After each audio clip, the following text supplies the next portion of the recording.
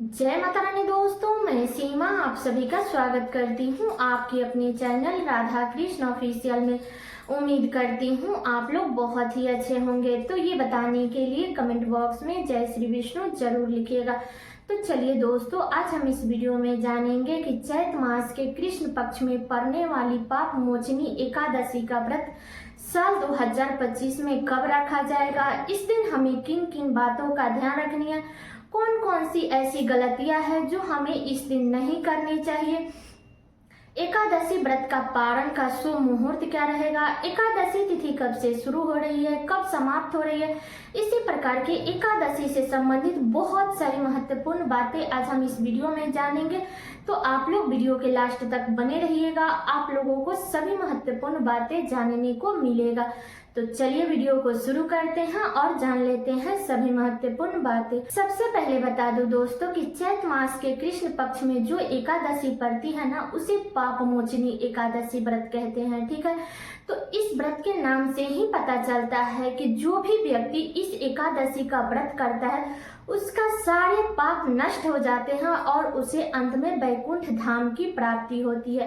कोई भी पाप किया है तो इस एकादशी के व्रत करने से वो सारे पापों से मुक्ति मिल जाती है। ठीक है, तो बता दूं कि एकादशी का जो व्रत है वो भगवान विष्णु को समर्पित है।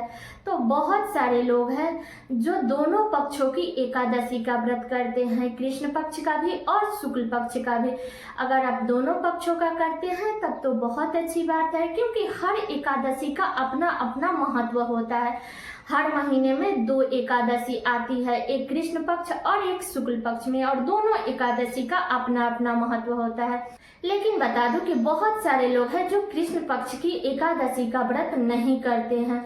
बहुत सारे लोग हैं जो सिर्फ शुक्ल पक्ष की एकादशी का ही व्रत करते हैं। तो आप अपना देख लीजिएगा, अगर आप करते हैं तो कर लीजिएगा, नहीं करते हैं तो आप अपना देख लीजिएगा। ठीक है, अब चलिए जान लेते हैं कि एकादशी तिथि कब से शुरू हो रही है, कब समाप्त हो रही है। तो बता दूं कि एकादशी तिथि शुरू होगा 25 मार्च को, दिन है मंगलवार, सुबह में 5:05 पर एकादशी तिथि शुरू हो जाएगा। ठीक है, एकादशी तिथि समाप्त होगा 26 मार्च को, दिन है बुधवार, सुबह में 3:45 पर एकादशी तिथि समाप्त हो जाएगा। ठीक है, तो एकादशी का जो व्रत है वो सूर्योदय कालीन तिथि में रखा जाता है। तो अब की बार पाप मोचनी एकादशी का जो व्रत है वो 25 मार्च को रखा जाएगा, दिन है मंगलवार। बहुत सारे लोग हैं, जब तिथि 2 दिनों की लगती है ना, तो बहुत सारे लोग हैं जो दोनों दिन व्रत रखते हैं। तो आप अपना देख लीजिएगा, ऐसे 25 मार्च को सुबह से लेकर के और अगले दिन तक हमें एकादशी तिथि मिल रही है। तो 25 मार्च को पाप मोचनी एकादशी का व्रत रखना सबसे श्रेष्ठ रहेगा। ठीक है, आगे हम पारण का शुभ मुहूर्त जानेंगे। तो बता दो कि एकादशी व्रत रखने से एक दिन पहले हमें दशमी तिथि के नियमों का पालन करना चाहिए। तो आपको 24 मार्च को दिन है सोमवार, तो इस दिन आप लोग दशमी तिथि के नियमों का पालन कीजिएगा।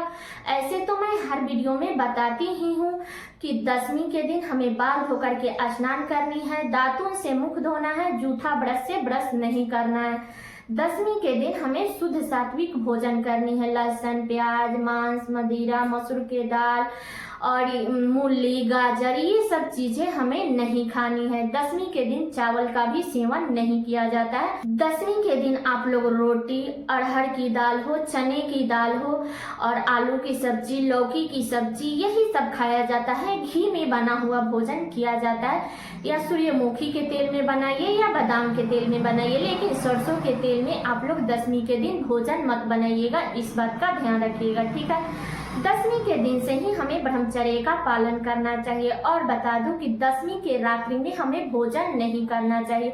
मान लीजिए अगर आपका स्वास्थ्य सही नहीं है तो आप लोग फल फ्रूट ले लीजिएगा, लेकिन आपको नमक, अन्न का सेवन नहीं करनी है दशमी के दिन। और बता दूं कि एकादशी के व्रत में सेंधा नमक से बना हुआ भोजन करते हैं।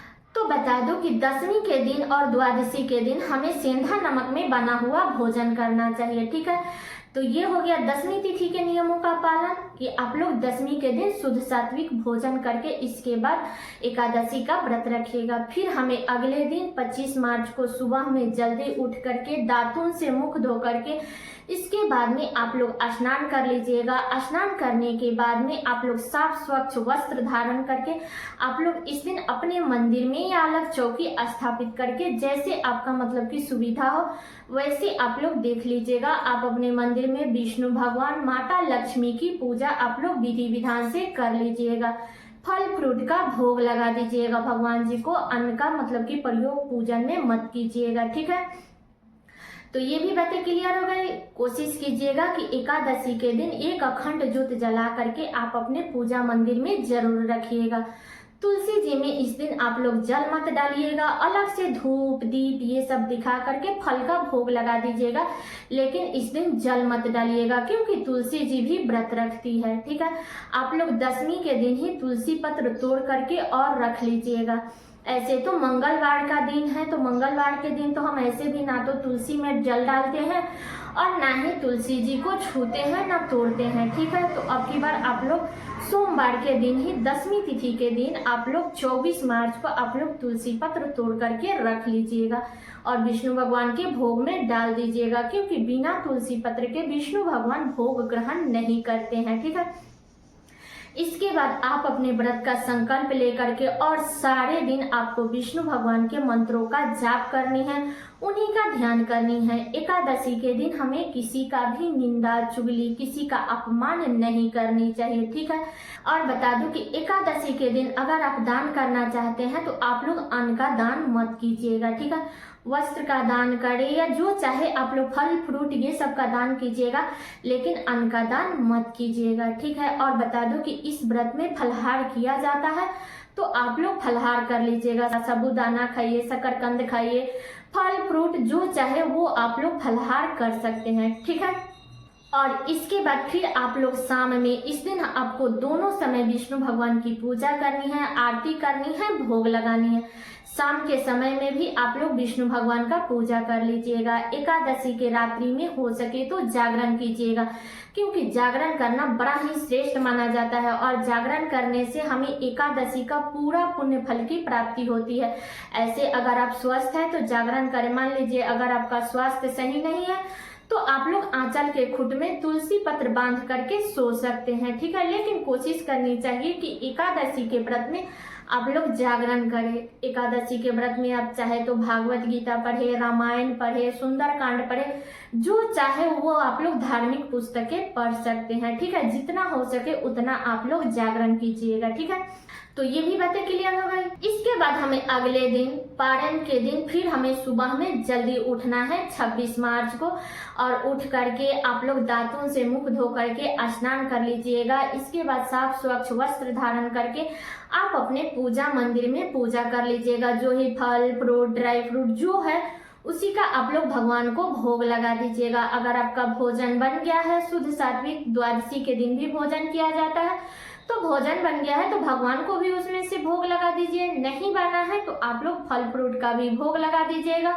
इसके बाद में आकर के एक ब्राह्मण के खाने योग्य आप लोग अन्न का दान कर दीजिएगा। चावल दाल सब्जी यही सब का दान किया जाता है, तो आप लोग दान कर दीजिएगा, ठीक है। नहीं तो अगर आप ब्राह्मण को बुला करके खिलाना चाहती है तो आप लोग खिला दीजिएगा।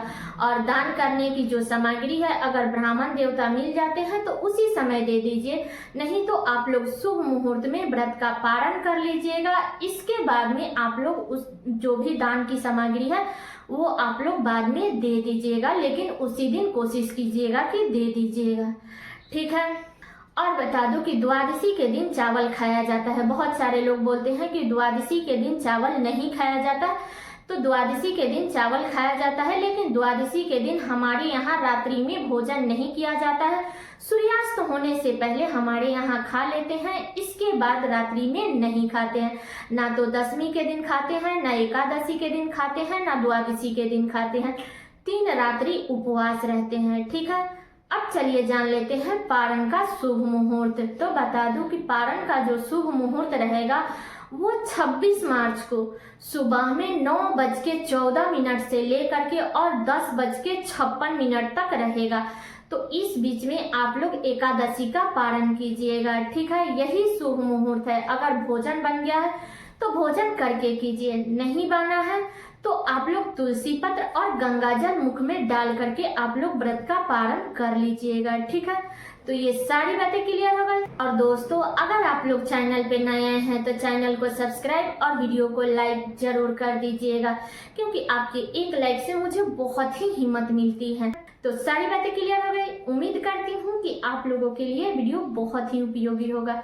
तो ये वीडियो मेरा यहीं तक का था। कैसा लगा ये वीडियो आप लोग कमेंट करके जरूर बताइएगा। चैनल पे नए आए हैं तो सब्सक्राइब कर दीजिएगा, वीडियो को लाइक कर दीजिएगा और वीडियो को शेयर कर दीजिएगा, ताकि हर किसी को पाप मोचनी एकादशी से संबंधित सभी महत्वपूर्ण बातें जानने को मिल सके। तो चलिए दोस्तों, मिलती हूँ अगले वीडियो में किसी नए वीडियो के साथ में। तब तक के लिए नमस्कार।